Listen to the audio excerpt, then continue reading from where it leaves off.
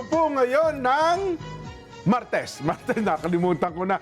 Masayang Martes, Nelson. Masayang Martes po sa inyo lahat, mga kababayan. Sa mga panig po ng mundo kayo naroroon. Kayo man po ay nasa Europa, Amerika, ay welcome po sa Saganang Mamamayan. September 2 ngayon. Diba? September 2. Yan, 2025. Sana po ay okay na okay kayo at samahan niyo po kami. Mahalagang talakayan. Ipaki-share niyo po, ipaki-follow at saka like na rin po ang ating mga social media account. Puntahan niyo po yung Net25 News and Information. Ayan. Konting-konti na lang, Nelson. Oh. Oo, aabot na tayo sa gold button. Aba. Magwa 1 million na po. Konting konting sikad pa, Nelson. Ayun. Oho, konting banat pa. Sabi nila, darating na tayo sa kwarta, naka-trisera na eh. Tercera. Tercera, pagpasok sa kwarta niyan, Ayan. dire-diretso na yan. Ayun. Quinta, hindi na nila kayang pigilin yan. Pagkinta na. Oho. Talaga naman. Medyo ang ganda na ng patakan ngayon sa natin sa mga followers, sa viewers. At malaki din po may tutulong ninyo. I-follow nyo na rin po yung aming personal account. Di ba? Di ba? Nelson Tama, Lubaw at saka yun pong akin, Jenny Sil. Kompleto nyo na. Ayun. Kasi hinahanap doon nila yung Jen eh. Kahit saan nyo po hanapin yung Jen, Wala makikita. hindi nyo po makikita, Jen Sobardiaga. Hindi po. Sa Facebook kasi yung tunay ko pong pangalan. Ayun. Jenny Sil. Yan yung Jenny. Si Aling Jenny yan, tsaka si Mang Siloy. Aba, yun pala yung Jenny ng Sil. pangalan mo? Si Aling Jenny, tsaka si Mang Jenny Cruz? Alis. Jenny Sil. Ayun. Si Aling Jenny yun, tsaka si Mang Siloy. Aba. Kaya nagaganon. Ikukwento ko ba 1972? Simulan tayo. Sige. 1972. Mahaba-haba. Kaya pag danipe niyo yung Genesil, pero pag danipe yung Subardiaga, maraming lilitaw eh. Pero pag Genesil lang, ako yung lilitaw doon. Ikaw lang. Yes. Eh, alam mo ba, Jen, Hindi pa. Ano pa? na ikaw ay pinaghahanap ngayon Ng ng mga batas? kinauukulan? Ng batas ito? Ay, pinaghahanap ka ng mga kinauukulan? Si Diskaya ba yan? Si Arevalo? Sino yan? Si Sim? SYM? SYM? Hindi naman. Hindi. Sunwest? Hindi rin. St. Timothy? Dito dapat humingi ka ng paumanhin. Ha? Oo. Ay, dadaanin ko sa kanta yan. Ano? Ipagpatawad mo aking kapangahasan. Hinahanap ka kasi kanina nung taxi driver. Taxi driver? Nasakyan mo. Parang kulang yung bayad mo eh. Hindi. Kulang. Imposible. Kasi ako pag nagbayad kahit na 200, 1.5 ba na binibigay ko ganun ba? 1.5 ako gan. Baka isusuli, akala Baka sumobra. hanap yung sukli. Oo. Aha. Ganun ba? Ganun ako. Galante ako sa mga taxi driver eh. Mabuti naman kung Pag ganun. sumakay ka ng taxi, boss, magkano yan? Boss, ano lang, 150. Ito, 1.5 ba? Magliwaliw ka. Ganun ako. Ganun. Kung uwi ka na sa bahay mo, pagpahinga ka, okay na to. Boundary ka na. Pagka, boss, salamat. Ganun. Gumagawa tayo ng buti sa ating kapwa. Nagtataka ako, meron ka namang kotse. Oh. Bakit kailangan mong pang sumakay ng taxi? Kinuha ng BOC. Kinuha ng BOC. Kinuha ba ng custom? Kinuha ng Talagang cost. napagkamalan? Wala daw buwis. Talaga Buwis na naman. tayo nangyari sa buhay mo. Tama ka. Alam mo ba kanina umaga? Oo. Ang Bureau of Customs ay nagpunta ko dyan sa bahay ng mga Diskaya. Ayan o, Ganon. sa Pasig. Ang totoo pala, Nelson, hating gabi pa raw yan eh. Hating gabi pa. Hating gabi pa raw sila nandyan. Naghihintay. Oo. Pero Talaga hindi daw naman. sila pinapasok. Pinapasok ngayong umaga lang. Ayun. Tsaka parang ngayon lang din ata lumabas yung kanilang warrant of seizure. Ano yung tag doon? Search warrant. Search warrant o seizure, warrant of seizure. Hindi ko pa maintindihan eh. Ang problema, nung nakapasok na sila, Jen, Oo. dapat titingnan lahat ng mga luxury vehicles eh. Ha, Yung sinasabing 28. Oo. Pero ayon sa customs, dalawa na lang sa 12 luxury vehicles, ha? From 12, naging 2 na lang ang natagpuan sa bahay.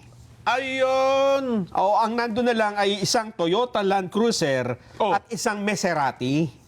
Maserati. Maserati. Maserati, oh. Kasi meron akong kotse, Masira lagi. Masirain eh. Swerte na isang linggong di masira. Masirain. Masirain. Ito pala may Maserati pala. Maserati, Italian car yan. Italian car ba ito? Oo. Ang dealer sa Pilipinas yan, yung tumakbong mayor ng Maynila, si Sam. Ah, ganun ba? Yung partner ni... Sinong artista yon? Si ano? Sam Bersosa. Si Ryan. Hindi. Rian Ramos. Oo. Yes. Ayun. Parang close kayo ni Rian, ano? Parang Baka masaktan din yan. Jen. Ganun. Nagbabanggit ka ng asawa. Ha? Ayaw nga pala, sorry. Dapat doon lang tayo sa Doon tayo lalaki. sa tao lang, sa Oh, tao. Sa tao lang tayo. Sige. Nag-ugat ng operasyon sa bahay ng mga Diskaya bilang suporta sa investigasyon ng Senado. Okay. Matatanda ninyo, di ba, nung dumating sa Senado si Sara Diskaya, ay pinagtatanong siya sa mga sasakyan. Oo. At na-confirm naman yung mga maraming ang luxury vehicles. Inamin naman niya, oo. At saka sa mga naunang lumabas Interview. na interview, Oo. talagang, Kasi ang problema dito, Jen, gustong matiyak ng customs kung tama ba yung binayaran nila sa mga pag-aangkat na ginawa. Imported eh, Oo, di ba? tama. At yung kung tama ba yung deklarasyon. Oo. Pero kung ganyan, dapat yung broker ang tinatanong nila, yung nagpasok sa Pilipinas kasi Yung papeles. bumili lang naman sila eh, di ba? Ako sa bagay, o nga, ano. Kung siyempre, kung halimbawa ako broker, boss, ito po ang presyo niyan. Tapos ang buwis na babayaran mo ay ganito. Oo. So hindi ko na kasalanan siguro, boss, ito, mabibili mo ito ng, sabi mo, 10 milyon. Kasi bumili ka lang. Bumili ako eh. Hindi naman ako inalok Hindi mo naman alam kung talagang ano yun. Oo nga, Hindi ko alam kung anong arrangement ng mga Dealer ganyan. naman yun eh. No? Oo. Baka may lisensya sa pagbebenta. Yes. Maganda, pakinggan natin si Commissioner, Ariel Nepomuceno. Sige nga. Yata nandun mismo siya eh. Ha? Pakinggan nga po natin. Commissioner. At this point, tinitingnan muna natin sila na possible buyers in good faith sila. Titingnan natin yung dokumento kung saan naman sila bumili nung mga sasakyan nila at yung mga dealers niya kung tama ba pinagbayaran. Otherwise, ang BOC ay mapipilitan tayong gamitin yung ating kapangyarihan upang gamitin namin yung tinatawag na Warrant of Seizure and Detention, WSD. Kukuhanin natin yung mga sasakyan na yon at titingnan natin kung hanggang saan po yung pananagutan ng mga mismong nagbenta o nag-import nito. Meron na tayong mga impormasyon pero sisiguraduhin natin tama. Ayun. So wala pa naman talagang sinasabing Wala. irregularidad. Ha? Oo. Tinitingnan muna kung sila ay buyers in good faith gaya na sinasabi mo. Tama, yun. Oo. Kasi automatic naman yun eh. Dito sa atin sa Pilipinas, lahat naman ng sakyan imported eh. Oo. Di ba? Bibili mo na sa local manufacturer. Yes. Dito inassemble yan. Pero technically, imported lahat yan. Oo nga, tama. Di ba? Wala namang ginagawa rito. Oo, at saka lahat na, gaya ngayon, meron tayong create law. Lahat yan, may nakapatong na kaagad na buwis. Di ba? Ang kaibahan mo nga lang talaga dyan, yung wala dito sa Pilipinas, na bibilhin mo, direct ka bibili sa abroad. O kaya naman, gusto mo advance. Di ba? May lalabas kayong bagong unit. Wala pa sa Pilipinas. E di, sapagkat gustong-gusto mo yun, mauna ka, edi bili ka na. Ayun. Basta abroad pa lang. So ito ay parang hindi ito kagaya ng sinasabi ng iba na ayan na, kinukumpis ka na yung mga sasakyan. Hindi. Ako Dahil sa sa tingin- pagkakasangkot sa flood control project. Madadramatize lang itong sitwasyong ito. Kasi pag nakita nila, halimbawa, yung dalawang sasakyan na nakita, ay, kompleto naman. Wala silang magagawa. Wala. Hindi i-release. Ano? Tama. Ang malungkot dyan, wala nang coverage pagbabalik. Hindi naman sasabihin ni Ginong ni Sir Commissioner Ariel na, mga kabayan, mga reporter, samahan niyo ako ibabalik ko na yung kotse. Kasi dito ang story yan, di ba? Saan kaya napunta yung 10 iba pa? Ayun. Sa 12. Baka pwede, ginamit po di ba? Ay, huwag niyo ako may turo-turo dyan. Nag-taxi na lang. Taxi na nga, nabawasan nakaka 1.5 eh. Ayun po, ha? May balita lang natin para alam natin yung update at kasi iba akala kukunin yung mga sasakyan eh. Hindi pa, yan, SOP naman yan, di ba? May mga ganyan, bibili. Pati yung, ayaw ko kung may sabi, may totoo ba may Bugatti siya? Wala ata no? Bugatti Chiron. Parang hindi nabanggit eh. Wala, parang kasi yun talaga, medyo kakaunti lang ata yun. Yung binili naman niya, ang iba dyan, mamahalin, pero parang available naman sa Pilipinas talaga yun, Nelson. Yun lang, yung charade ba yun, sinasabi niya? Oo. Ayun, ang dami ang totoo, mga senador, meron yan eh. Ng mga sasakyan na yan? Oo, ganun ba? mga kapag ka Tingnan natin yung parking ng Senado. meron ang dami mga sarili na Doon dapat pumunta yung customs. Hindi, sasabihin na nga, kami nga nag-investigate. Ba't Talaga naman, no? bukod dyan, Nason, ito sige pa, sige kasi pa. kalintulad lang din yan. Ito, di ba yan, mga diskaya?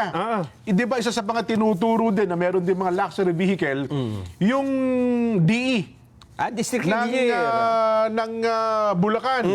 Ito, hindi lang ata naisama sa balita natin kasi ang balita ko, pinahahatak na rin po ni Senador Raffy Tulfo yun hong mga luxury vehicles na pag-aari po ng dating Bulacan District Director District Engineer Bryce Erickson Hernandez. Aba? Si D.E. Hernandez po ay sentro din po ng investigasyon dahil sa bilyon-bilyon pisong ghost project sa lalawigan. Na matatandaan niyo po, doon sa Senate Blue Ribbon Committee hearing, tinukoy po ni Senador Tulfo na dapat makumpiska in favor of government ang Ferrari. Ito sinasabi ko, Nelson, ano ha? Ferrari, Lamborghini. Ayun, matitindi talaga. Pag pumapasok daw sa, nakaganto pala eh. Yung engineer. Yung din ito, sinabihan lang sa, huwag ka masyado. Ferrari. Ferrari, Lamborghini. Ayan. Pag pumapasok daw, pumaparada pa daw sa tapat mismo ng Yung bang Ferrari, parang marami naman nakikitang Ferrari. Ay, well, pero kung ikaw kasi mga tauhan ng gobyerno, hindi ka pwedeng, yung karangyaan, hindi mo pwedeng i-display eh. Marangya ba yung Ferrari? Mamahalin ba yan? Mga 20 milyones yan. Ang isa? Oo. Depende pa sa klase ha. Yung Lamborghini, depende rin sa ano yan. Ganun ba? Ang nakakakita ko lang na ganyan si Schumacher eh. Sa Ferrari? Sa Ferrari, tsaka Lamborghini. Oo. Mga sports car yan, pare ko. At ito daw po si Hernandez ay masasailalim din po, di ba? Kung ito po ay matyak, ay dapat po masailalim na daw po sa auction ng pamahalaan. Doon ho sa pagdinig, noong Lunes, hinikayat po ng senador si DPW's Undersecretary Maria Catalina Cabral na magsagawa din po ng investigasyon sa lifestyle at mga ari-arian nitong si D. Hernandez. Ito po sinibak sa kanyang posisyon matapos ang iskandalo ukol doon sa sinasabing may titulong guni-guni, flood control. Ayun. Yan. So bukod doon sa Pasig, ay pinapupuntahan din itong parking area ni District Engineer Hernandez. Kaya halimbawa, naipakita naman na yan buyers in good faith. Ayan. May dokumento. May mga papeles. Hindi mo pwedeng kunin. Well, tama ka. Ibang kaso. Oho. Diba? Ang pwede mong Siguro gamitin. bilang isang, kasi gaya ng mga diskaya, private tao naman yun. Ito, lifestyle check siguro. Yan, isang pagkat ito'y tauhan ng gobyerno, opisyalis ng pamahalaan, ibang sitwasyon naman yun. Oo. Alam mo, dyan sana matuto yung mga kamag-anak nung Hindi, sabi ko nga sa'yo, di ba, itong diskaya, mantakin mo, nagpahamak, nakadagdag pa ng pagpapahamak sa kanya, yung pag-display ng karangyaan. Tandaan niyo po ito, sa palatuntunang sa ganang mamay, hanggat kayo ay yumayaman, dumarami po ang pera ninyo, maging mapagpakumbaba tayo. Di ba? Siyempre, hindi naman natin mapipigil na kayo, halimbawa, yumaman kayo sapagkat maayos naman ang buhay ninyo. Oo. Dahil naman sa mabuting kalagayan. Di ba? Pero para ibuyang-yang nyo pa po yan, para bagang nangiinggit pa kayo, doon tayo nagkakaproblema tuloy minsan eh. Yun nga Diba? mabuti ng trabaho. Yun, hindi mo may display. Yung nga maayos na na kinita mo yung lahat ng kayamanan mo ay parang nakakahiya pang Totoo. pagyabang, di ba? Oo. Lalo na kung alam mong hindi naman tama. Ayun nga. Yung pinagmulan niya. di ba? Yung grupo ng mga Taipan sa Pilipinas, sabi ko nga sa iyo, Nelson, ay pag nagsama-sama, halimbawa yung mga malalaking negosyante sa Pilipinas, Ramon Ang, Manny Pangilinan, yung pamilya Sobel Ayala, di ba, Razon. Grupo kami niyan, 15 kami lahat eh. Pag nagsama-sama kami, pangkaraniwan lang kami. Ganyan Isa ba? nga, taxi-taxi lang eh. Sa bagay. No? Hindi, wala akong makikita yung pati mga anak-anak, Nelson, mga anak-anak ng mga taong yan. Simpleng mamuhay. Simpleng mamuhay. Nakita mo yung pamilya Tan, di ba? Yung mga pamilya C. Ngayon, multi-billionaire sa Pilipinas. Nakita mo bang nag-display ng mga mahaling sasakyan yan? Hindi nga maganda. Di ba? Daig pa nga sila ng mga networker na yumaman sa networking. Ayan ang problema. May grupo ng mga networking, mga ano din. Tama. Naka-Ferrari, Hindi, kasi ang Lamborghini, yun naman, sports car. ginagamit nila yung kayamanan para maengganyo kang Ayun, yun naman. sumama sa kanila. Kasi mga networker sila. Nakita mo niya, binigyan ng mga Yes. networking company na. Oo. Totoo, pagka nawala yung networking, yung hinahabol na pala ng bangko. Oo. Yun ang Yun ang iba naman problema yun. naman. Kasi nga, yumaman lang dahil sa hindi naman talaga. Well, hindi naman natin sabihin, inggit lang kayong dalawa.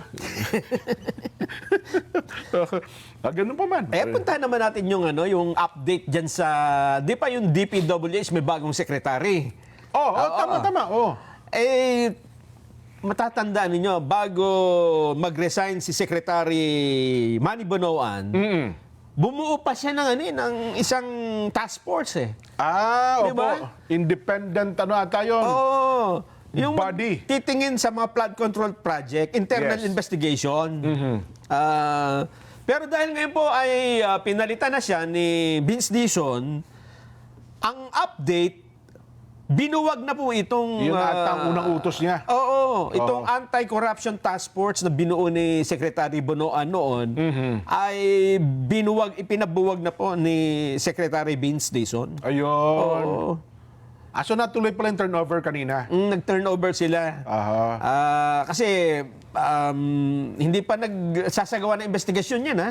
Kasi Hindi pa kanina- nakakapagsimula, binuwag na. Yun na nga. Kasi kanina, nanonood ako ng hearing sa Kamara, ay kasi ang unang tinanong din si Secretary Bonoan nandun siya sa TRICOM, nagpapaalam na malis ng maaga kasi nga may turnover ceremony. Pinayagan din pala siya. Ayan. Nung umalis ako, parang andun pa siya. Ayan, oo. Inilipat na yung Yung watawat ng DPWH. simbolo ng Department of Public Works and Highways. Ayan. So may bago na tayong secretary.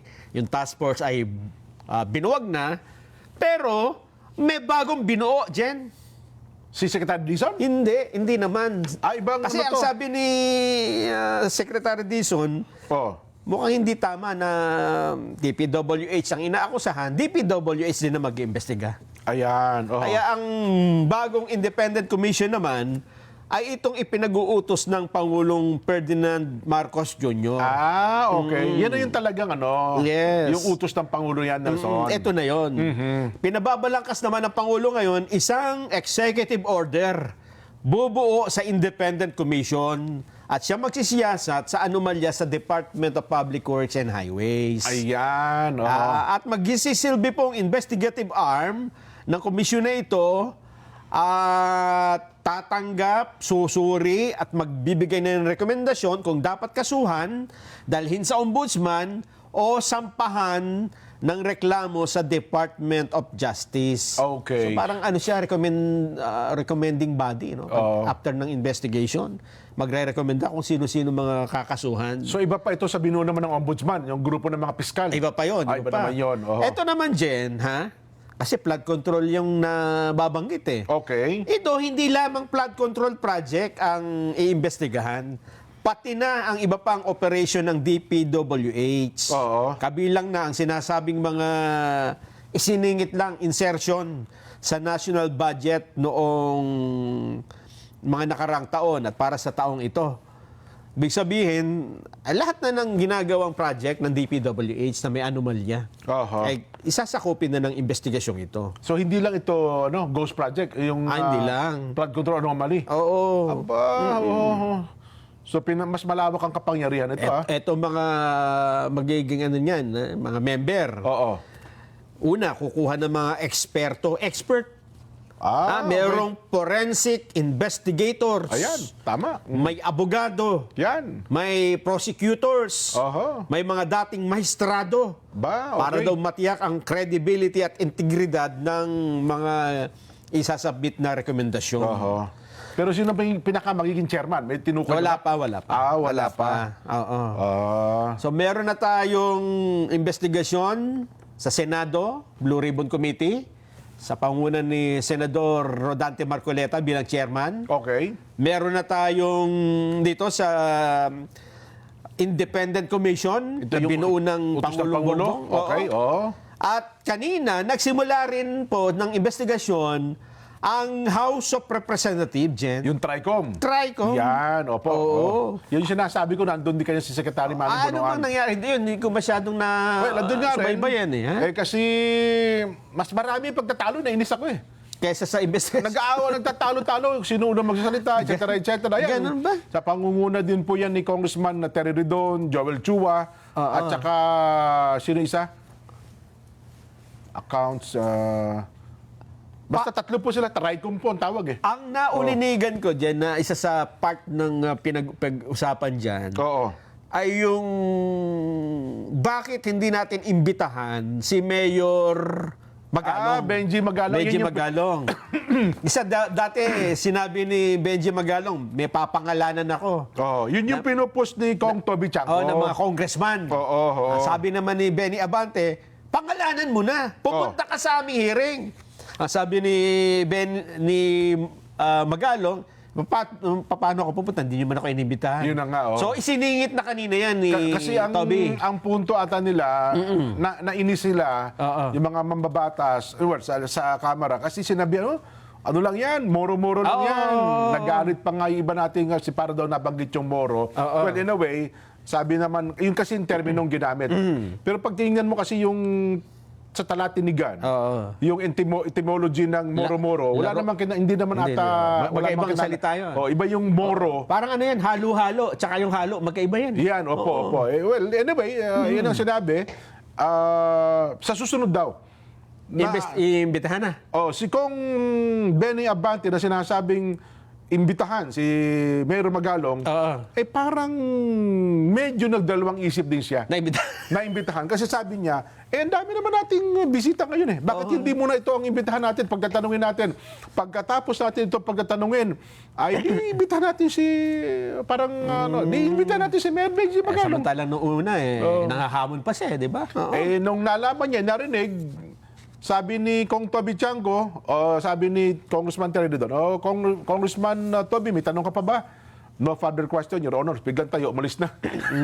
Meron pa. Oo. Meron pang part yan, Jen, yung sinabi ni Congressman Toby Chanco na sabi nyo, lahat iimbestigahan. Oo. Walang exempted, kahit congressman. Paano yung, halimbawa, congressman na idinadawit, pwede ba natin gawing resource person? Papanumpain natin dito? Ayun Doon sila nagtalo-talo. Oo. Kasi hindi daw po pwede yun. Hindi po pwede. Ay, sabi niya, paano natin? Paano tayo Yun nga yung naging punto ni Congressman Sandro Marcos. Kaya nga, kung siya tatanungin, ayaw na sana Wag niya na. tuloy itong TRICOM eh.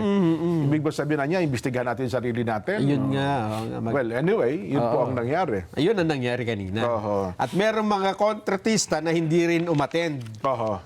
Gaya ng Out of, ano ata yung naimbitahan? Dalawa lang ang dumating. dalawa lang. Dalawang grupo lang. Alam mo dyan, yun nga ang problema, no? Pagka magkakahiwalay pa yung investigasyon na yan, siyempre yung mga, yung Wawaw Builders, nakita na niya nung kahapon, di ba, yung sa Senado? Oo. Nakita naman natin yung Si Tutoy. Mark ba yun? Arevalo, oo. Hindi halos makapagsalita, di ba? Kulang na lang, mag-collapse eh. Ninervous nga raw eh. Siguro sa pressure nung na-attendan niya kahapon, hindi na rin niya kinayang pumunta ngayon.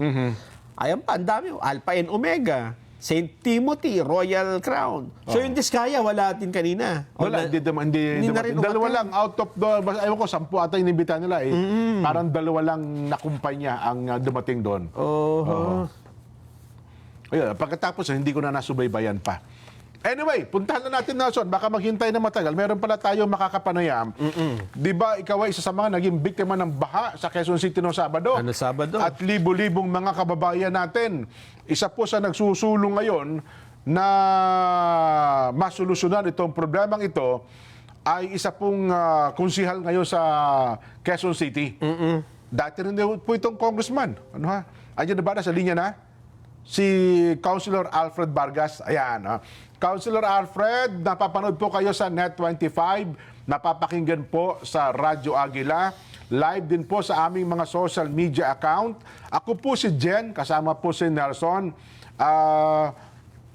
Diyan na?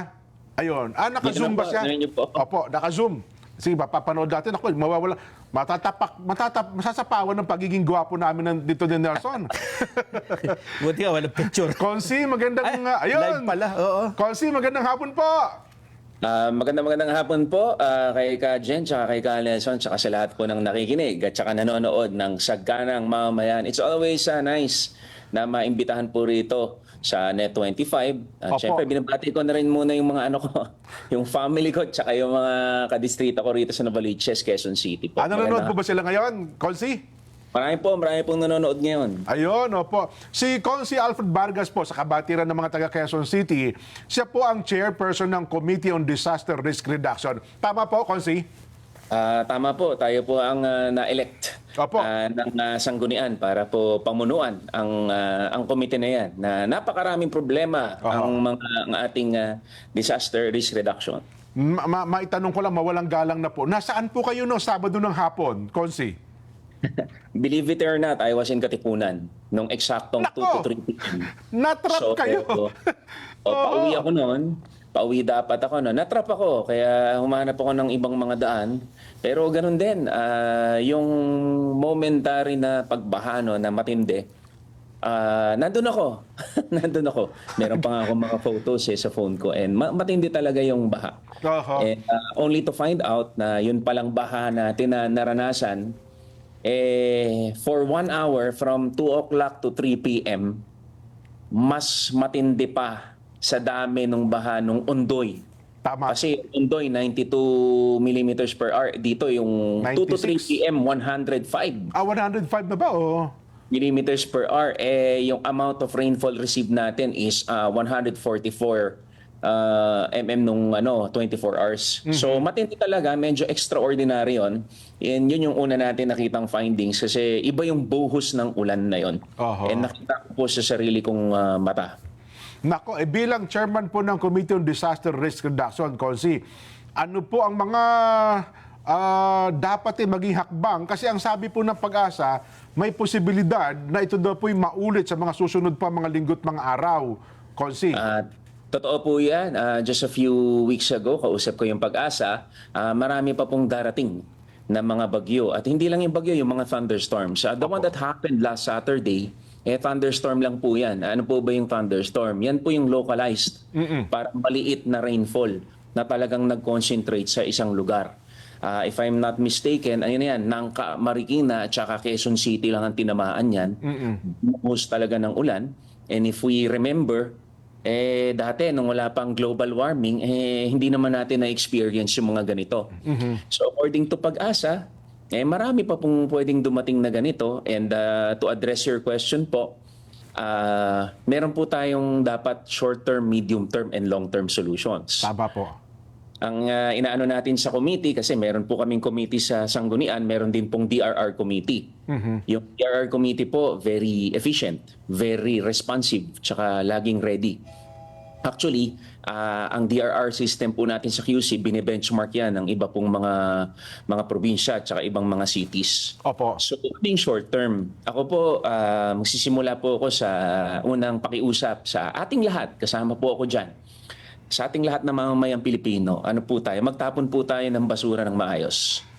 Okay, yan po yung unang kasi dito pa lamang po sa sa mga nakikita natin, malaki po talaga yung epekto ng basura sa pagbabara at saka sa capacity ng ng mga tubo tsaka ng mga flood natin, flood control infrastructure natin, yung capacity nila na lumiliit dahil po sa napakaraming basura.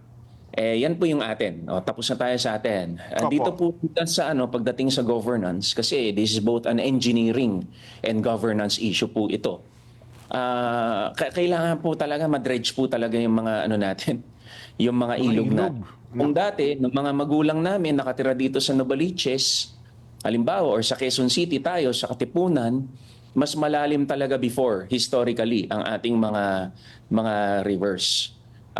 Tsaka yung mga tributaries natin. So kailangan para merong space to para mapaglagyan. Opo. Medium-term solution, tama po yung mungkahin ng ating QCLGU na dagdagan po natin yung ating mga retarding ponds at saka retention, retarding ponds, retention ponds, saka detention ponds. Ano po ito?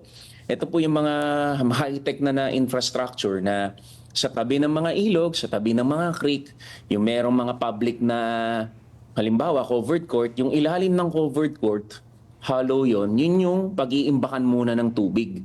Para yung tubig na naimbak, doon na lang muna pupunta instead of mag-cause ng baha sa specific area na yon. Pagkatapos, after ng baha, kapag may araw na, tsaka po yun ipapump out. Aha, okay. So marami pong ganong projects na ginagawa na po ngayon. Medium term po yan. Opo. Pero syempre, sa long term po, ano po tayo, kailangan po talaga sundin yung plano kasi this is also a planning issue. Baka po magulat yung mga nanonood na, pero totoo po ito, isa lamang po ang Quezon City sa kakaunting mayroong master drainage plan sa buong Metro Manila.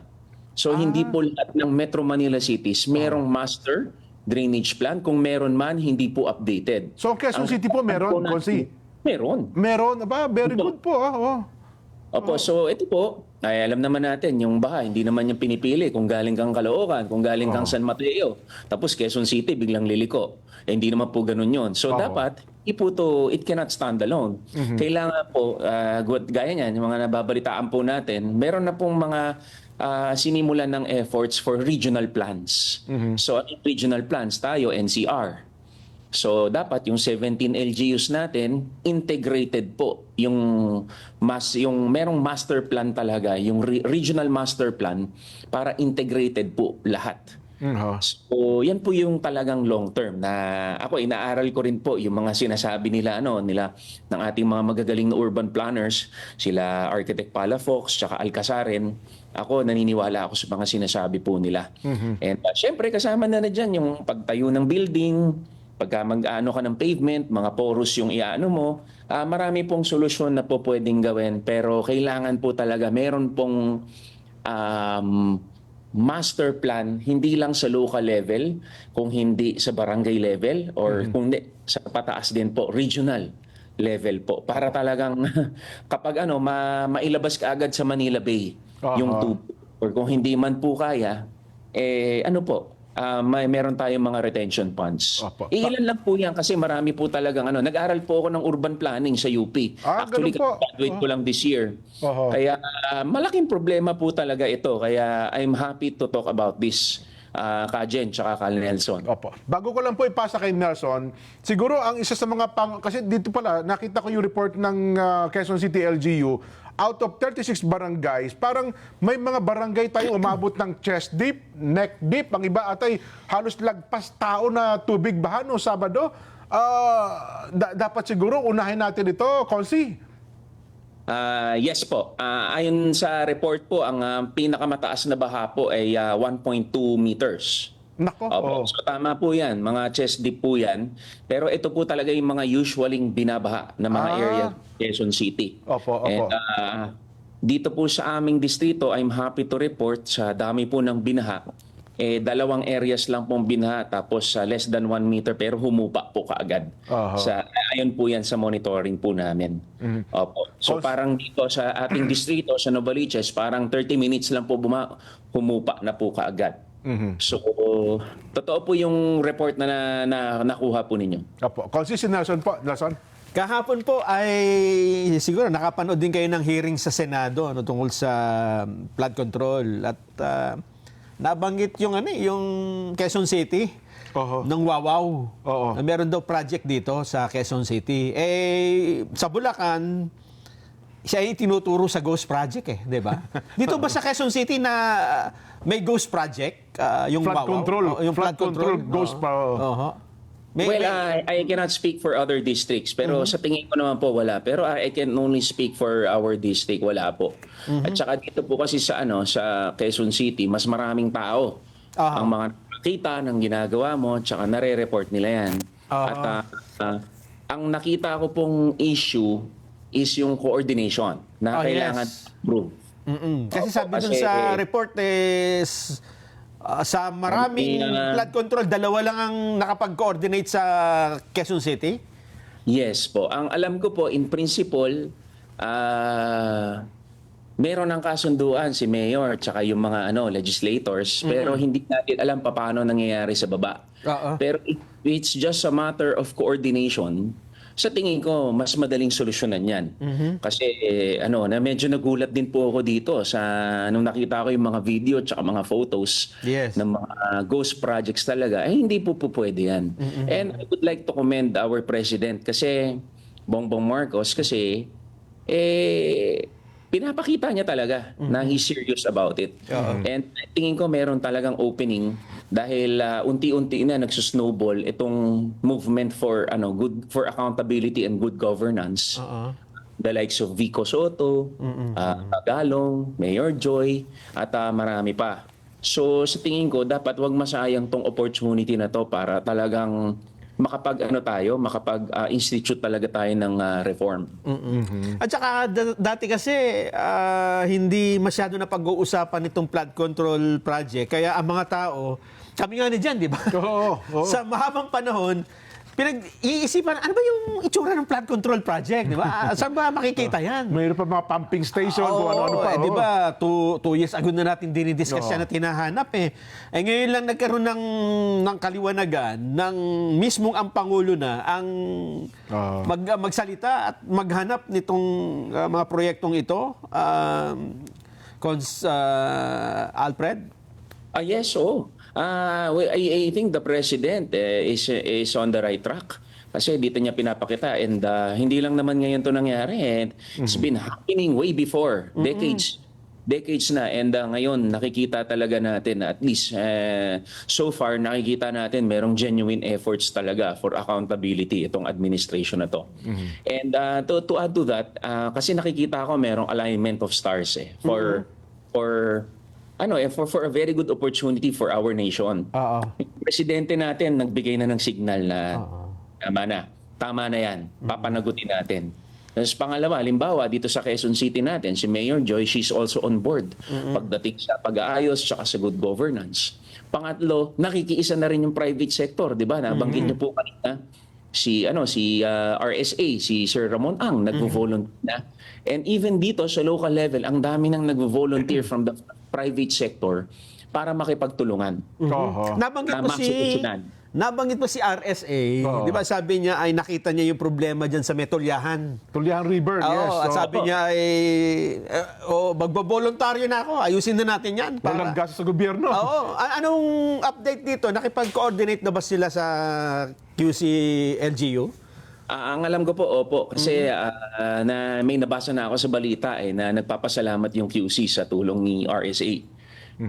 So ito, this welcome development. Imagine yung mga natin, yung mga anong tawag dito, mga tycoons natin, tsaka yung mga leading businessmen natin, tumutulong na. And this is a very, very peculiar positive opportunity para sa atin. Kaya wag natin sasayangin to. So, para magkaroon talaga tayong totoong pagbabago. Pero in terms of ordinance, ano ho mga nilalatag yung ordinansa sa konseho para ho masolusyonan din itong problema ng baha sa Quezon City, Consi? Yes, oo. Ang una kasing problema natin hanggang ngayon, ang nahihirapan tayo ay sa forced evacuations. Alam nyo, siguro dekada na talaga yung baha. Parang nasanay na rin yung mga tao. And there are times na okay lang, hindi na sila nag-evacuate. And hindi po pwede yun kasi nahihirapan tayo kasi Section 16 ng Local Government Code, kailangan yung natin, yung well-being ng mga mamamayan, inaalagaan natin. So, isa yon sa mga inaaral natin kung paano ba talaga kasi mahirap yan. Kung yung tao, imomobilize natin ng pilitan, marami tayong aaralin dyan. Kasama na yung human rights, kasama na yung di ba? Tapos, ang nakikita rin po natin isa pang problema ngayon na naghain na po ako ng isang ordinansa ay ang strengthening our DRRMO. Gagawin na nating DRRM department. Ibig sabihin, mas dadami yung tao, mas titindi yung training, pagkatapos mas magiging capable. From an office, local office, magiging local department na po siya. Tapos, tatlo, nabasa ko sa agenda namin nung Monday ba yun? Hindi, nung last week pala, yung meron ng nag-file na galing sa committee namin member from our committee na Opo. i-adapt na natin ang master drainage plan ng Quezon City local government. So for me, that's very, very important kasi kapag inadapt na yan ng council, that is already the policy. Opo. Di ba? Inadapt na yan, ibig sabihin lahat talaga dapat susunod sa master drainage plan na yan na ginawa ng UP, tsaka Project NOAA, at saka ng mga magagaling talaga ng mga planners na nakatrabaho ko rin sila before. Kaya I trust the output itong master drainage plan natin. And we have to give credit to Mayor Joy kasi Opo. sa dinami-dami ng mga dumaan na administrasyon sa local and national, siya yung nakaisip na magpagawa ng master drainage plan of Quezon City. Ayan. Sana po sa mga dating na araw, may mapakinabangan natin ng gusto yan. Konsi, baka may mga importanteng bagay na hindi namin naitanong na dapat po niyo masabi sa ating mga kababayan na sa inyo pong pagkakataon, sir. Siguro po gusto ko lang i-mention kasi kanina bumisita rin po ako sa mga sa makabilang buhay natin ng mga mamamayan at meron po doon ilan sa kanila ay dahil sa leptospirosis. Nako, nakakalungkot. Guys, gusto ko lang paalala po kung hanggat kaya natin wag po tayo lumusong sa baha. Kung hindi po, gumamit po tayo ng bota. Tapos wag na po tayong maghintay ng 3 to 4 days bago pumunta sa health center. Kasi pwede naman po yan na maagapan kaagad through prophylaxis. Opo. Kaya yun po yung isa kong Tapos pangalawa, hindi po natin masosolve ito overnight. Itong flooding problem natin. It is an engineering, governance, and planning issue. Yan talagang dapat ngayon inaayos natin para yung mga anak natin at yung mga anak ng mga anak natin, sila na po ang makikinabang dito. Kasi gaya sabi ko po, short term, meron tayo. Medium term, meron na ginagawa na rin. Long term po, ito dapat mag-invest na po tayo. At para po sa private sector, this is your chance po na talagang to be part of nation building. Bantayan po natin lahat ng mga proyekto, isumbong po natin ang mga dapat isumbong, panagutin po natin yung mga dapat panagutin. Kung sinabanggit yung prophylaxis sa mga barangay health centers, may assurance ba tayo na may supply talaga ng prophylaxis sa mga barangay health centers natin sa buong Quezon City? I'm happy to say po sa Quezon City, as per the meeting yesterday, Opo. kumpleto po at kayang-kaya. We have enough, more than enough Ayun. supply ng prophylaxis po. Kasi pagka dumami yung may sakit na leptospirosis, ang isa sa mga pinupuntahan, NKTI na nasa Quezon City. Kapag napuno yung NKTI, yung mga taga Quezon City, wala hong mapuntahang ospital, Konsi. Correct po yun. Opo. Na-monitor din po natin yan. And kapag ganun po nangyayari, talagang napipilitan po na i-ambulansya na lang sa ibang mga ospital. Kaya for us, prevention is still the best approach. Kesa sa yung lulusong tayo sa baha. Naku po. Ako po, nasaktan na ako personally kasi nakita ko na sa mga kabaong yung mga naging biktima ng leptospirosis. Kaya mga kababayan dito, mga Q-citizens, please lang po, ingat po tayo kasi totoo po itong leptospirosis. Ayan. Umaasa rin po kami. Siguro bagay, nandiyan naman si Kong PM na tumutulong naman ata kapag may mga batas na dapat may isa batas ng Kongreso. Konsi Yes Alfred. po, grabe po magtrabaho itong congressman natin sa Novaliches at yung mga problema siya mismo nando doon in action kapag merong disaster, nandiyo diyan kaagad, kapag may kailangan ng medical, nandiyo diyan po kaagad. Opo. Konsi, maraming salamat po. Magandang hapon sa inyo. Maraming salamat po ka Jen, ka Nelson at saka sa ganang mamamayan. Ayan. Salamat. Konsihal Alfred Vargas ng Quezon City, siya po ang chairperson ng Committee on Disaster Risk Reduction. Yan po. Sana ay ang ating panalangin lang, Nelson. Kung bumahaman ulit sa Quezon City na kasi lakas nung nangyari nung Sabado, mabilis naman sanang humupa. Yes. Bagay, hindi naman ang tama-tama, meron pala tayong drainage master plan ang Quezon City. Magandang malaman na may ganoon pala tayo. Matataan mo, Jen, na hindi itong nakataon na ito yung nakaraan pa or baka 2023, nabanggit din ng Pangulo sa zona yan yung mga Water harvesting. Oo, 5,000 yan. facilities. Binahanap ka natin sa ating mga correspondent. Yung sinasabi niya Rainwater harvesting facility. na covered court. Oo. Tapos sa ilalim ay may Sa pwedeng Pag-ipunan ng tubig. Imbakan ng tubig, yes. Eh, yun, yung, isa yung ganun eh. Oo. Sa amin, sa Singapore, ganyan kami. Ganun ba? Yung mga ilalim ng building. Oo. Dapat lang maingat kasi baka mag-sinkhole. Ah. Sa China, yun ang nagiging problema kasi kung hindi maganda ibabaw Sa mo. pagkakagawa siguro. Oo, pagkakagawa. Sana dito sa Metro Manila, pasimulan ng Quezon City. Ang dami natin malalawak doon. Halimbawa, sabi nga, Ateneo, di ba? Itong Quezon City, yung elliptical. Yan, yung ilalim yan, pwede mong gawing Oo, magtatanan, Oo, mayroon kang parang mini dam sa ilalim. Kasi tingnan mo yung pagka konting ulan, hindi biglang magbabaray na yung Tama. circle eh. No? Hindi na-harvest kasi yung tubig. Walang pupuntahan yung tubig. At pagka-time naman na tagtuyot, Naku, wala ka namang pandilig.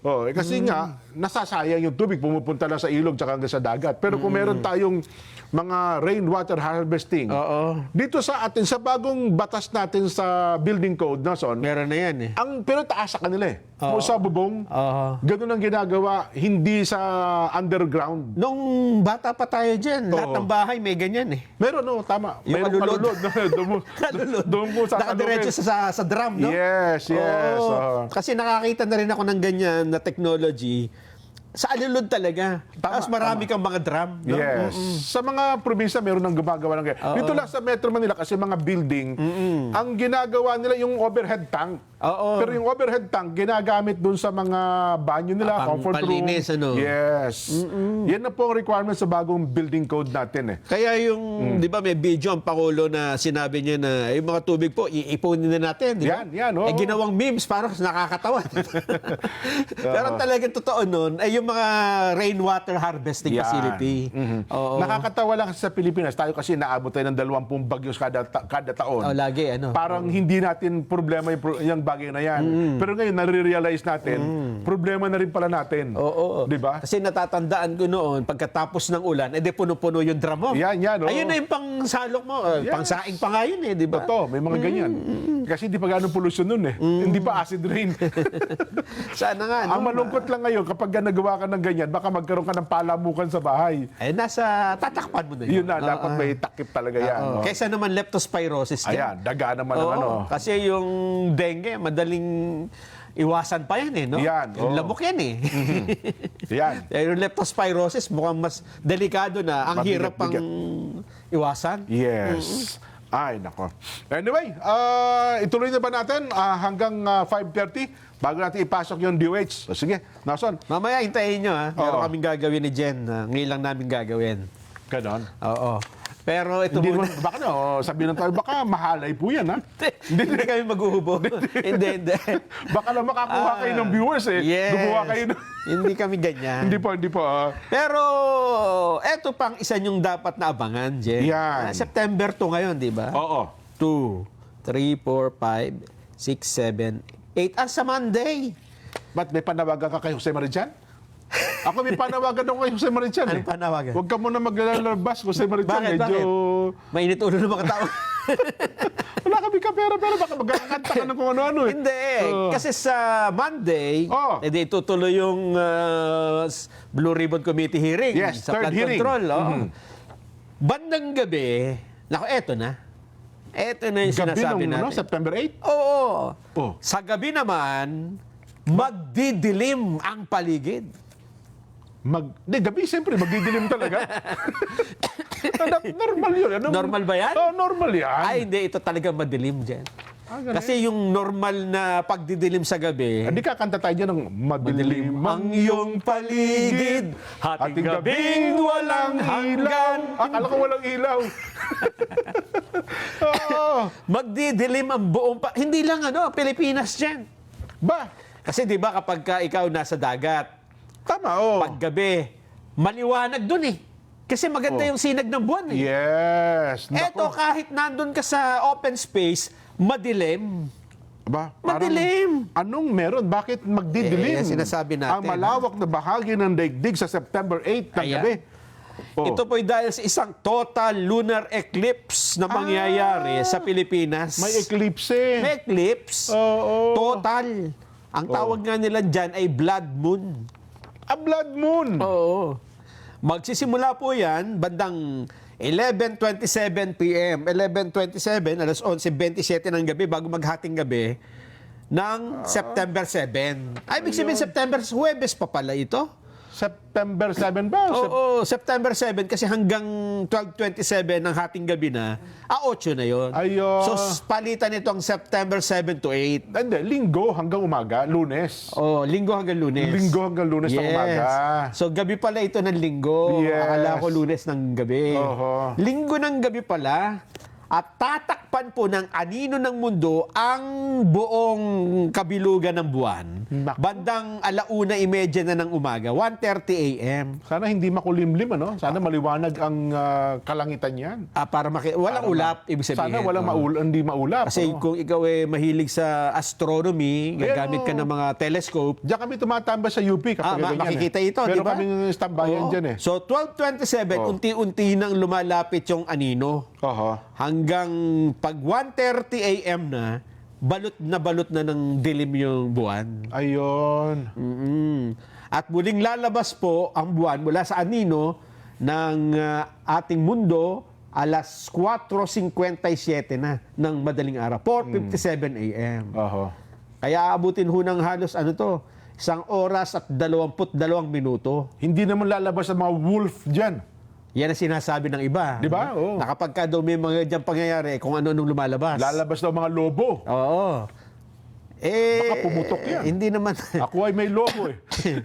Oh. At kinabukasan, yun na yung hearing sa Senado. Ayun. Ngayon, ano kayang epekto nitong total lunar eclipse na ito dun sa mga haharap sa Senado, Jeff?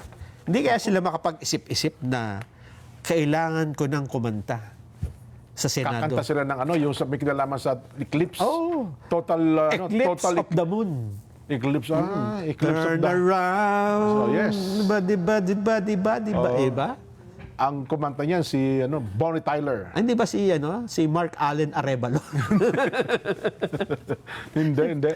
Yun, sinasabi natin. Sana may magkaroon sila ng maayos na kaisipan at magkaroon ng tamang pagkapasya Oo. sa araw ng pagdinig. At itong pagdidilim ng buwan ay maging dahilan, huwag maging dahilan ng pagdidilim din ng isip ng iba. Oo. Kundi yung pagliliwanag ng kanilang ng kanilang kaisipan. Oo. Nako, kaabang-abang din po. Anyway, yung mga mahilig sa siyensya, yung mga sa astronomy, mga nag-aaral niyan, mga estudyante, magkaka-interest. Pero yun nga sana, hindi lang maulap ang kapaligiran. May mga hobbies pa yan. Meron yan, meron hanggang ngayon. May tawag yan, community. Oo. Yung science nila, Yes. mga scientist. Nag-member ako dati dyan. Ganun Kaya ba? lang di ako naging active dahil hindi ako makapunta Galing kami mga taga-Pisay kami. Ganun ba? Oo. Ano ba yung Pisay? Philippine Science, Akala ko Pasay. Pisay, high school. Ba? Science, yan. Pero, Ayun. ano yan meron kasing talyer doon sa gilid, doon kami tumatambay. Ay, naka. Pero anyway, tingnan natin, kung ano pa po ang mga magiging malalaking kaganapan. So, yan pala ay, anong tawag doon? Sa linggo mangyayari. Sa linggo. Linggo ng gabi. Hanggang- Hating gabi. Hanggang madaling araw. Hanggang madaling araw ng Lunes. Lunes. Ayan. Sabi nila kasi kapag kabilog daw ang buwan, mataas ang kaunti ang nahuhuling isda. Kasi ang... Teka muna. Maliwanag ang dagat eh. Mas maganda daw na madilim. Ganon. Oo. Alam mo kung bakit? Di ba? Bakit? Pag madilim, Kapag mangingisda ka, pupunta yung mga mangingisda. Oo. Tsaka sila ngayon maglalabas ng ilaw. May pailaw. Tapos Doon na pupuntahan nagpailaw, yung mga parang nag-aanyay sa mga isda, doon na pupuntahan. maano sila sa ilaw, parang titingnan nila. Oho. Pag lalapitan sila, marami kang makukuha. Ganun pala. Mahirap manghuli ng isda pagka maliwanag ang buwan. dahil Ganun pala. nakakalat sila. Oho. Mag-ilaw ka man, hindi nila papansinin. Oho. Sige. Gusto mo ba mangisda tayo? Hindi naman. Si Kuya Jello kasi gusto lagi patay ang ilaw. Ano pa? Alangan yung oras natin eh. Alas 5:25 pa lamang. Sige. Ay, wag ito. Ayoko nito. Oh. Baka may masaktan na naman eh. Hindi. Abangan nyo. Mamaya. Pagkatapos po ng Ganun ba? ating paalaala. Pinipili ko na rin dito. Kasi naman, si Secretary Boying Rimulya Nelson, Yan. ang sabi, pipilitin niya Na? maging ombudsman, maging tanod bayan ng ating bansa. Pipilitin? Sabi eh. Sa pilitan? Mukhang yun ang ipinangangamba ngayon ni Senadora Amy Marcos. Ganun ba? Oo. Sabi niya, ipipilit daw po maging ombudsman para gipitin. Meron daw puntirya eh. Ang puntirya, si BP Sara at ang pamilya Duterte at mga kaalyado. Ay, hindi man ako naniniwalang ganyan si Secretary Remulla dyan. Oo nga, no? Oo. Eh, pakinggan natin. Ang sinabi, ang nagsabi nito si Senadora Amy. Pakinggan nga natin, Senadora Amy. Dahil hindi sila nagtagumpay sa PI, mga PI nila. Hindi rin sila umubra sa impeachment. Kaya narito na tayo ngayon.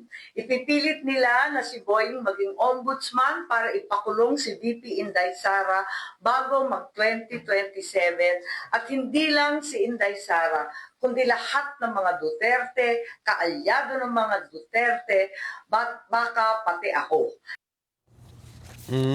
Ayun. So, yun ang worry nila kapag ka naging ombudsman si Secretary Boying. Ako, hindi man ako naniniwala dyan. Well, ako rin. No? Kasi nung panahon ng mga Duterte, alam mo naman ng mga Remulla eh. Duterte din yung mga yan eh. Di ba?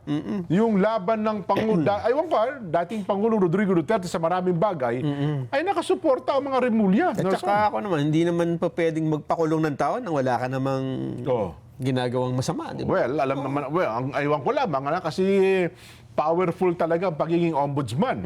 Di ba? Pero iba pa rin ang ombudsman kung ikaw kakampi ng administrasyon. Kung halimbawa, natapos ang term ng Pangulong Bongbong at naging ombudsman nga si Secretary Boying. Kung sino ba ang maupo sa Malacanang, halimbawa, hindi niya kakampi, ay paano gagawin? Hindi kasi kasi parang gano'n ang senaryo yung sinasabi ni Secretary. Ang ombudsman kasi Senador Amy. apolitical yan eh. Yes, Regardless dapat. na kung sino nag-appoint sa'yo. Dapat diba? nga. Pero sa salita lang ata sa malimit na pangyayari, Nelson, kung sino nag-appoint sa'yo bilang ombudsman, siyempre may Hindi influensya yan. pa rin. Parang sa Supreme Court din yan. Ganon? Ang nagtatalaga ng mga justices sa Supreme Court, presidente din. Totoo yun. Pero hindi nila na-influensyahan ang desisyon nito. Kasi madami sila dun eh. Harinawa, Hindi ganyan. Pati ombudsman. Oho. Kasi sabihin na natin, Jen, na ang ombudsman ay kumakampi lang dun sa kung sinong nag-appoint sa kanya. Oo. File siya ng kaso dun sa mga kalaban nung nag-appoint sa kanya. Pagdating sa korte, hindi naman yan uusad. Kung ito ay politically motivated, kasi wala namang, hindi ba? Mapapahiya din siya. Tama. Kasi ang pag naupo siyang ombudsman ngayon, 6 years yan. 6 years ang kanyang termino. Wala naman din siyang, kaya binibigyan siya ng full term para wala siyang maging utang na loob dun sa appointing authority. Dahil hindi naman siya pwedeng tanggalin. Harinawa. Kaya ganyan ang pagkakalatag ng mga bagay-bagay. Kasi ang At eto pa, Jen, hindi naman ang presidente lang ang pipili ng ombudsman eh. Kaya sila ngayon, eto, katulad ni Secretary Remulla, ini-interview siya ngayon ng Judicial and Bar Council. Yes. At yung iba pang mga kandidato, nominee. Susubit yata ng Oo. Pagkatapos, pangalan. base dun sa interview na yon, pipili ngayon sila ng i-recommenda sa Pangulo. Ayun. Oo. Di ba? Paano kung hindi tanggapin? Ang sabi ni Senador Marcoleta, meron sa ibang nire-recommenda eh. Interview uli. Ayun. Oo. Pinakamabuti, maiwasan natin ang rabies. Yan. Kasi ang rabies, kahit na ikaw ay ombudsman, makagat ka ng aso, delikado. Yari ka. At kung ano man ang, kung ikaw ay kontratista, pag nakagat ka ng aso, mas matindi, baka mamatay ang aso. Mas matapang sa rabies daw yung Naku. Ang rabies po, mga kababayan, ay isa sa pinakadelikadong impeksyon kung saan ang rabies virus ay umaakyat papunta po sa utak kung saan ito ay nagdudulot ng encephalitis o impeksyon sa utak. Kaya naman, dapat pong pabakunahan. Tandaan po ninyo dapat pong pabakunahan ng alagang hayop taon-taon. Kung makagat o kaya po naman ay makalmot, agad pong magtungo sa mga animal bite treatment centers sa inyong lugar. Panoorin po natin ang paalaala ng DOH tungkol dito. Anak ko po yung nakagat ng aso. Agad na po kami pumunta sa Animal Bite Center. Ang rabies ay impeksyon na karaniwang nakukuha sa kagat o kalmot ng mga hayop. Nakukuha din ang rabies sa laway ng mga infected na hayop. Pero kung wala namang kayong sugat sa lugar na dinilaan ng hayop, maghugas lamang gamit ang sabon at tubig. Kung nakalmot o nagalusan kayo ng hayop, hugasan itong mabuti ng sabon at tubig at magpunta kaagad sa Animal Bite Treatment Center at magpabakuna. Kung nagdugo ang kagat o kalmot ng hayop o kung sa mukha, leeg at anumang bahagi ng ulo kayo nasugatan, kailangan nyo ring magpaturok ng Rabies Immunoglobulin o RIG. Siguraduhin din na kumpletuhin ang pagbabakuna ayon sa payo ng inyong doktor. Lagi po tayong mag-ingat dahil bawat buhay mahalaga. Marami pong salamat sa iyong palaala, DOH. Binabati natin ng magandang hapon, Nelson. Ang Kuya Jerry Luwar, nanonood sa atin ngayon. Kuya Jerry Luwar Jr. And kamusta din po pala sa Tatay Jerry? Yun. Ka Jerry, ha? Nanonood din daw po ang Ka Arnel Solano. Ka Arnel, kamusta na po kayo? Nakita ko nasa baba kanina. Andiyan ba sila? Oo, hindi lang kami masyadong... Sayang naman, Ano sabi niya? Tagal na kami hindi nagkikita ng Ka-Arnel eh. Ayun, oo. Namimiss ko na ang Ka-Arnel eh. Papalibre tayong kape. Sige. Ganon din daw po ang ka Dominic Jorge at ang ka Dennis Ilagan. Ayun, nagpadala pa ng picture habang sila nanonood sa kanilang Dominic. opisina. Kababata namin yan eh. Ganon. Ka Dominic. Eh, di gwapo rin yan. Oo. Kasi yung samahan niyo, puro gwapo eh, di ba? Sa Baliwag, Bulacan. Ayan. Oo. Ang ka-June Anunciacion naman ay sinasabi diyan, pakibati naman si Kirk Castillo, nasa Manggahan, Zambales South. Ayun. Happy 27th birthday, Kuya Kirk Castillo. Binabati po kayo ng ka-June Anunciacion.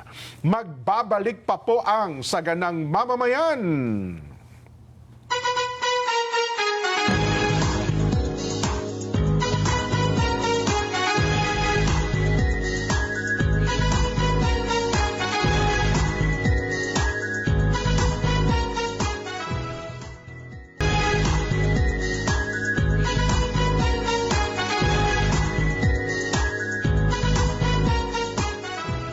Magtatrabaho ka sa Shingali para mapansin ka ng mama mo, tama ba? Nag-decide na ako eh. Papatunayan kong sarili ko at nang makita niya, gusto ko talagang mag-improve ang relasyon namin. Magsisimula na ang trabaho ni Gio. Best choice ever. Panoorin mamayang 7:30 p.m. dito lang sa Net25. Let's get together sa Net25. Sa Net25. Sa mata ng balita, una sa kaalaman, mga boses na mapagkakatiwalaan ng mamamayan. Higit sa 100 milyong pisong halaga ng shabu ang nasapat sa isinagawang bypass operation sa lungsod ng Baguio. Natakot naman at nalungkot ang mga negosyanteng Chinese-Filipino sa sinapit po ng businessman at ang driver nito na dinukot at pinaslang. Ali Soto, Alex Santos, Mata ng Agila Primetime. Lunes hanggang Biyernes, alas 6 ng gabi, dito lang sa Net25. Let's get together sa Net25. Sa Net25.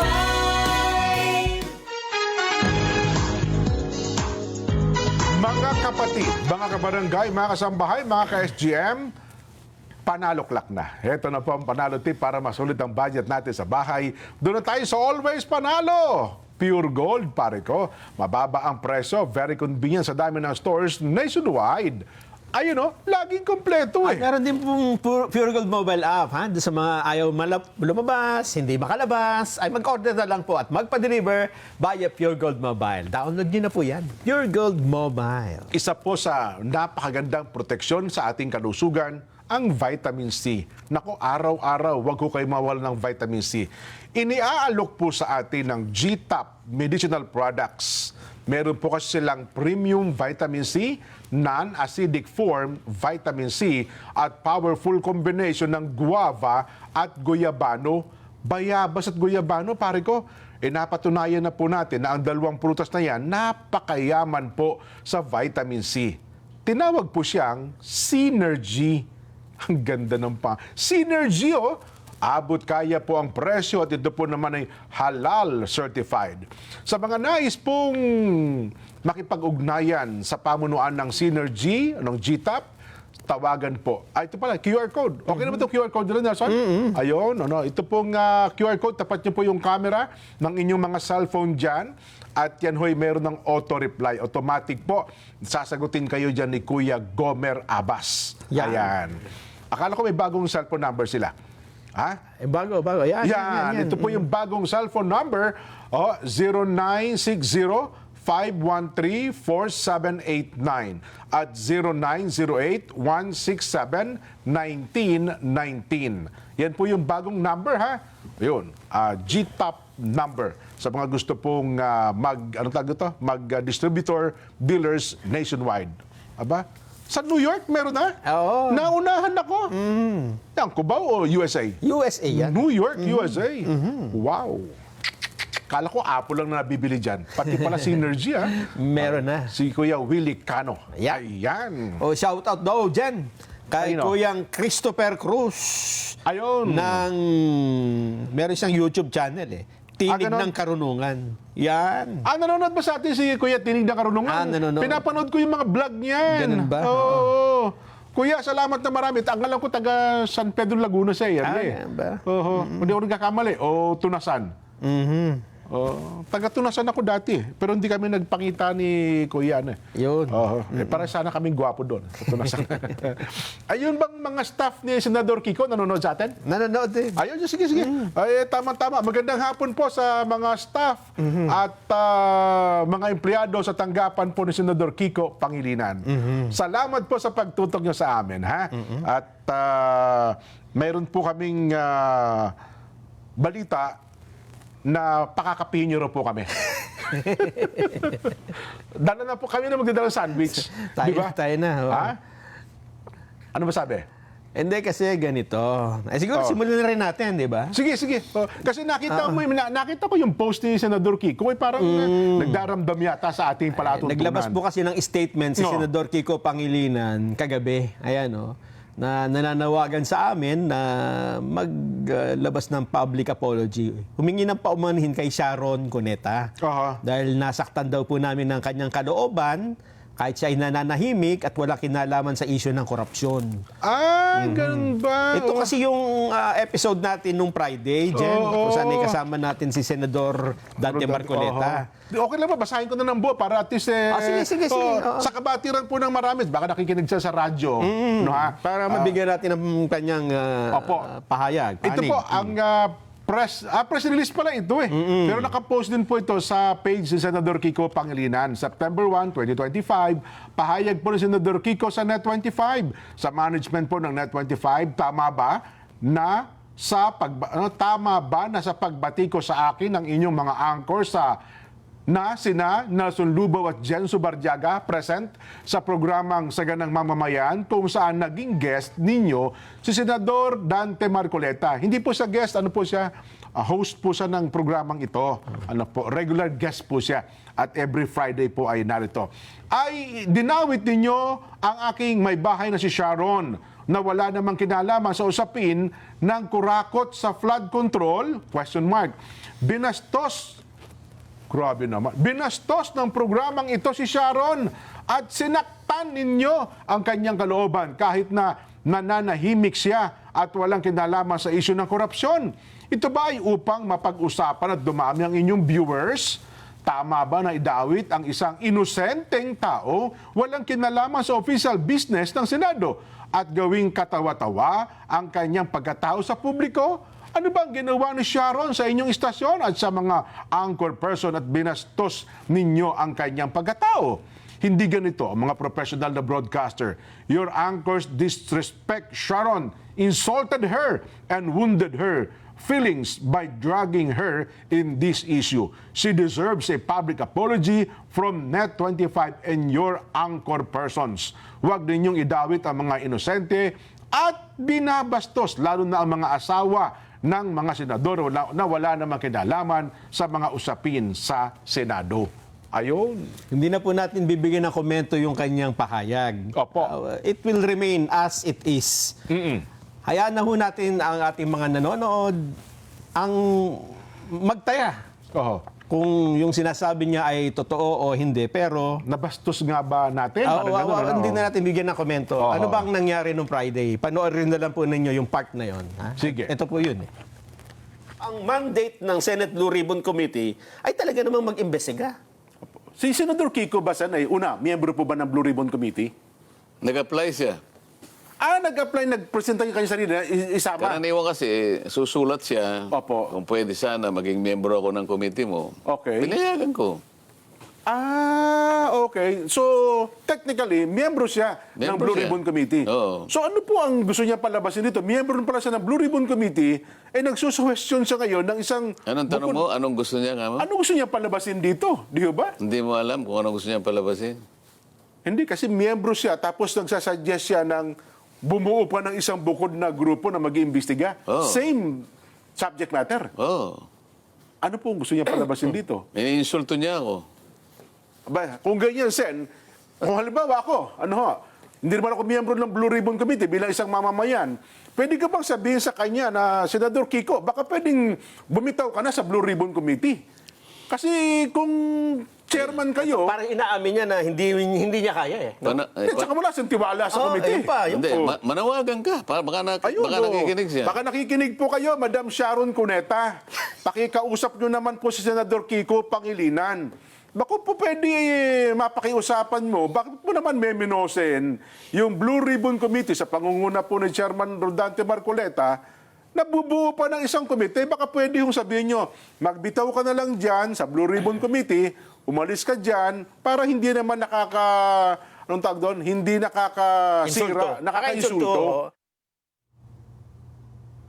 Ayan. Ayun. Yan po yung part na nakasakit, sabi ng senador sa kanyang asawa. Sapagkat alam mo naman, tayo ay mataas ang pagrespeto na. Alam ba, Nelson, ako'y miyembro ako ng Sharon yan. Hindi ako naniniwala. Batang-pasay Hindi ako. ako naniniwala hanggang hindi mo kakantahin yung bituing walang ningning. Pati yung gusto mo, yung Mr. DJ pa eh. Sige. Alin doon? Mr. DJ and I make a lahat na. Ako batang Pasay ako. Hanggang ngayon, bumoboto ako ng Pasay. Ako naman ang gusto ko yun. Kaya ako yung Sharonian ako. High school life, balang high school life. Hindi ako nagpepresenta bilang Bilmanian o Noranian. Hindi. Ang batch namin, ako po ay Sharonian. Pero ito kaya kung sasabihin kung kami ay babastusin natin wala po sa hinagap namin. Pero hindi po pwede. wag na nating argumento. Yes po. Regardless na binastos o hindi, may nasaktan dyan eh. Tama. Alam mo tayo, ayaw natin yung nakakasakit ng kapwa. Ako nga, hindi ako nakatulog kagabi, hindi ako nakapag-programa kaninang umaga, napuyat ako kasi ayoko dyan yung may nasasaktan. Yan man sinadya mo o hindi. Hindi ba? Kasi kung lalo minsan, kung babae, ha? may nabanggit ka, nasabi ka, hindi mo naman akalain na masasaktan yung isang tao. Kailangan, wala kang magagawa kundi humingi ng paumanhin. At saka ayaw din natin na ang mag-asawa ay nag-aaway dahil sa palatuntunan ito. Hindi po namin ninanais ang bagay na yan. Dahil sa ako naman humingi na ng paumanhin sa aking Facebook post at ako naman din po ay kasi nararamdaman ko din yan. Ayoko din yung nakakasakit eh. Diba? Totoo. Kaya ako, personally, humingi ako ng paumanhin sa inyo, Miss Sharon Cuneta. Yan. Ikaw? Ganun din po. Bilang isang Sharonian ay kung nasaktan po namin ang inyong saloobin at damdamin, Ma'am Sharon, ako po, si Jen Subarjaga, sinabi po ay humihingi din po ng pamanhin sa inyo. Ganun tayo. Kung minsan, dun nga sa tuwing Friday, nandito si Senador, hindi na ako nagsasalita halos. Diba? Nakakasakit pa rin pala tayo. Lalo na ikaw. Kasalanan mo to. Pero ganun pa man, kasi ang palatuntunan talaga ayaw namin nakakasakit ng saloobin, lalo na po ng babae. Lalo na ng bisis. Kaya, kasi yung iba sinasabi, wala naman, hindi man nakakabastos yun Hindi naman natin siya dinirag sa korupsyon. Wala namang kayo sinabing tungkol nanawagan ka lang, di ba? Yes. Regardless po, hindi na yun ang argumento Ang punto dito, tanggapin na muna natin na Ang sabi kasi nasaktan. nasaktan natin. Nakasakit no, tayo. At nabasto sa pakiramdam nila. Oho. Wala tayong magagawa. Yan ho talaga ang dapat Feelings gawin. nila yun, no? Kaila- Iginagalang at nirespeto natin. Kailangan mo talagang humingi ng ng paumanhin. Yeah. Kaya sana po ay tanggapin nyo ang aming taos-pusong paghingi ng paumanhin. Pakapihin niyo po kami. Hihingi ka pa ng kape. Baka lagyan. Pakapihin niyo po kami. At kami na po sagot sa sandwich. Yan. Okay. Tsaka yung paboritong ice cream ni Ma'am Sharon ay dadalhin ko doon sa kanila. Ngayon. May paborito siyang ice cream. Yeah. So paano? Okay, Uwi na paalam tayo. Tayo bumalik. Ay, nako. Sige po. Ano pa tayo? Ito pa. Break tayo? Break pala. Akala ko tuloy-tuloy na tayo. Magbabalik pa po ang Saganang Mamamayan.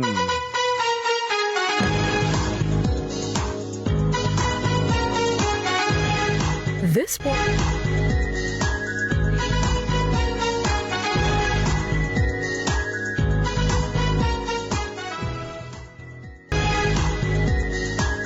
Lumabas muna tayo. Doon Teka. tayo sa... May sinabi ba akong hindi ako sasama? Ay, mukhang may nagsiselos ah. Tara. Go Go Squid! Panoorin mamayang 8 p.m. dito lang sa Net25. Let's net together sa Net 25.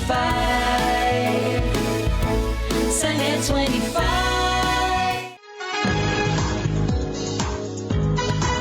Gamit po ang inyong mga remote control, i-scan po ang Net25 sa yung TV menu at pagkatapos ng scan, piliin po ang Net25 HD mula sa lista ng mga channels. Let's net together na sa panonood ng mga programa, lalong-lalo na po ng Saganang Mamamayan. At eto pa, Salem, bringing comfort to Philippine homes for 50 durable years. Salem Bed, ang hari ng tibay! May mga Ayun. pumupuna dyan kay Senador Kiko. Kasi ang sabi nila, biglang isa na naman ang topic. Ang sabi nila, ang tagal-tagal mo ng senador. Ano naman ang nagawa mo sa agriculture, Senador Kiko? Di ba? Tapos ikaw na naman ang chairman ngayon? Ano naman ang gagawin mo dyan? May gagawin ka ba dyan sa... Meron naman daw ata. Mukhang naglalatag sila ng mga magagandang programa pa sa Eto nga. Committee on Agriculture. Kaya nga doon sa mga pumupuna dyan, alam nyo ba na binuksan na po ni Senador Kiko Pangilinan ng investigasyon sa lumalalang agricultural smuggling? Napanood ko yan isang araw, isang linggo. Yan ang tamang gawin. May layunin po na panagutin ang smuggler at profiteers na patuloy na nagpapalumpo sa magsasaka. Ang tindi kasi ng epekto ng smuggling dyan. Pumapatay yan sa ekonomiya at mismong mga magsasaka natin. Sa pahayag po niya, sinabi ni Senador Pangilinan, chairman po ng Senate Committee on Agriculture and Food Security, na nanganganib talaga ang food security ng bansa sa patuloy na pagbaliwala sa implementasyon ng anti-agricultural smuggling law. At pinatitingkad pa nito ang criminal networks na kumita na nagpapahirap sa bansa. Ayun. Para ho sa hindi nakakaalam, nakakadalawang public hearing na po itong Senate Committee on Agriculture, Food and Agrarian Reform. Kasama pa rito yung Committees on Ways and Means and Finance, ha? Noon din Lunes, September 1, hindi lang po kasi ito nababalita dahil nga mas naging controversial yung flood control project. Pero ako dyan, bilang isang nakakaramdam ng damdamin ng mga magsasaka. Bilang isang magsasaka? Suportado ko ito Oo. Ituloy mo yan, Senador Kiko. Kailangan ng bayan ang seryoso talagang pagsusulong ng kapakanan ng mga magsasakang Pilipino. Tinulad pa nga niya ang problema sa flood control project. Kasi itong agriculture smuggling, napakatagal na rin pong problema. Kaya kung patuloy daw papayagan... Totoo yan. Bata pa raw si Adan Ganun ba? General Adan, hindi. Kung papayagan, talaga smuggling na. Na manatili itong mga smuggler na ito ng agricultural products, wala akong mangyayari sa agrikulturang Pilipino. Ayan, maraming pagkakahalintulad ang paulit-ulit na pagbaha dito sa Metro Manila at ang krisis sa pagkain. Kasi tayo dyan, akala nila ay na may personal tayo, hindi. Kung tama ang sinasabi mo, kung yan, ikagaganda ng bayan, suportado ka namin, di ba? Totoo naman. Ayan, kaya ito, Kaya nga ako'y natutuwa sapagkat ang mga staff ng Senador Kikoy nanonood sa atin. Di ba? Oo.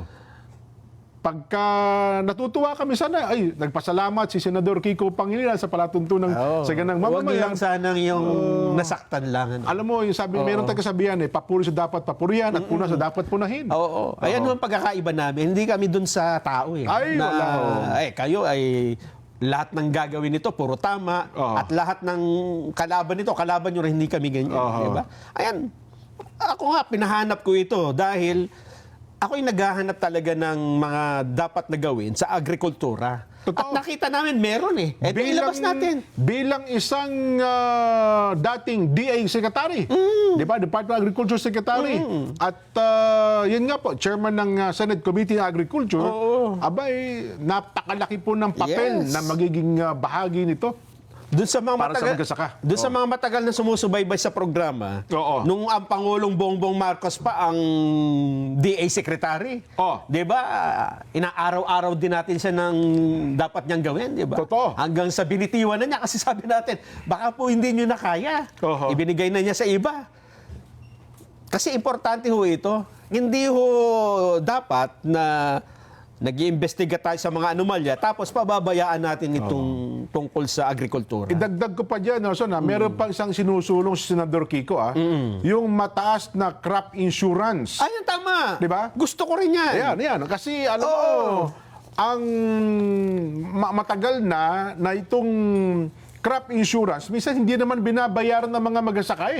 Ano ba ang panukalan ng Senador Kiko sa bagay na ito? Ang pondo pala ng Philippine Crop Insurance Corporation, Jen, ay maliit lang. Tapos kulang ito sa 11 million ng mga magsasaka. Nako, kung 1 million bawat isa, di 11 million kaagad doon. Kung ikukumpara mo sa pinsala sa agrikultura, halimbawa 2024, 57 billion pesos pinsala sa agrikultura. Nako po. Paano mo sasagutin ngayon yan?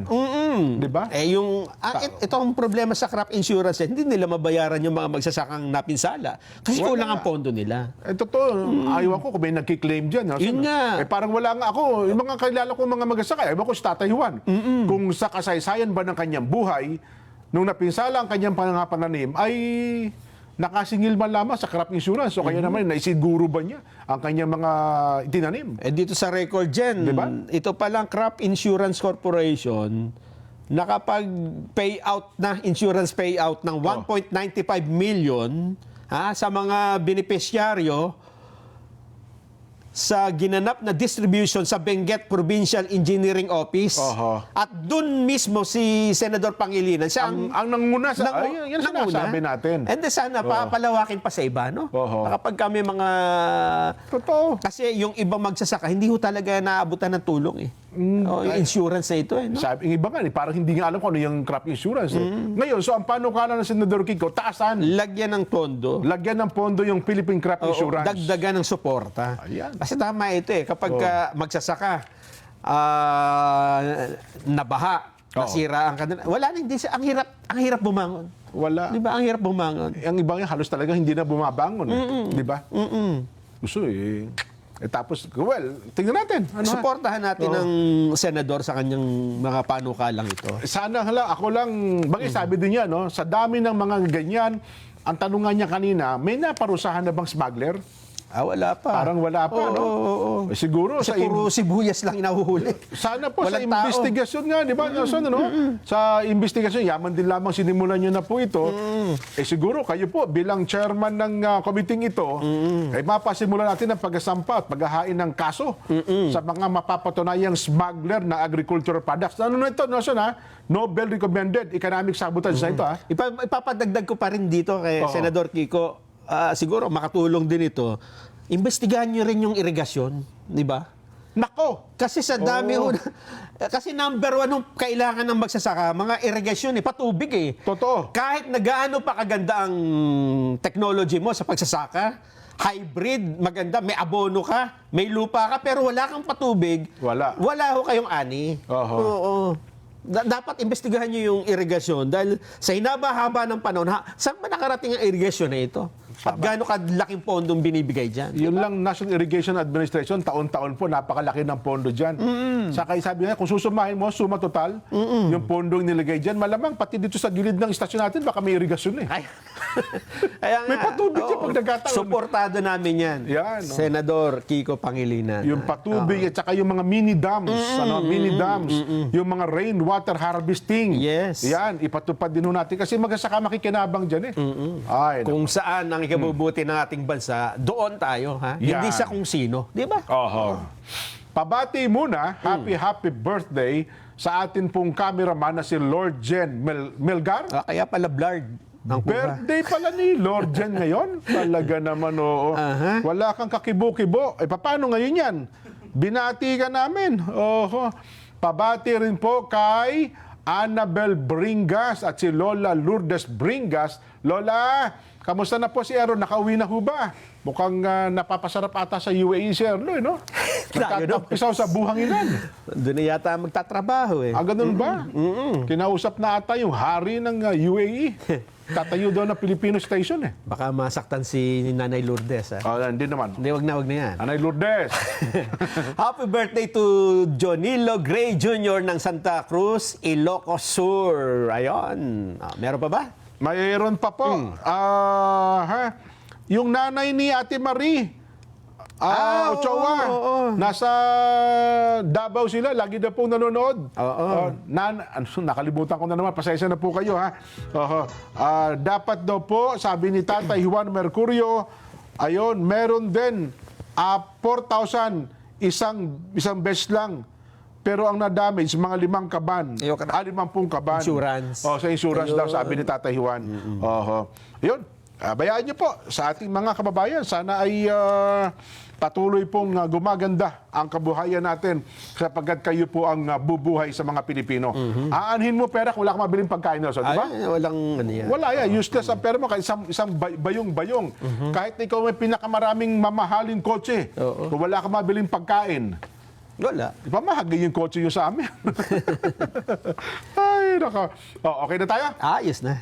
Sayang, wala tayong Vox Populi. Bukas po, Hindi bawi kasi kami sa inyo. sinadyan na natin yan. Kasi baka dito pa magbuhos ng damdamin nyo ba? Ganoon. Di ba? Kung ano pang isulat dyan sa Vox Populi. Ha? Yan. Kalma na lang tayo. Yan. Okay na po. Paano yan? Ito na po ang ating palatuntunang Saganang Mamamayan. Programang paborito ng bayan, bukas, alas 5. Sana magising na ako ng maaga para sama-sama tayong magbabalitaan. Oo, garantisado, kompleto, 100%. Bye!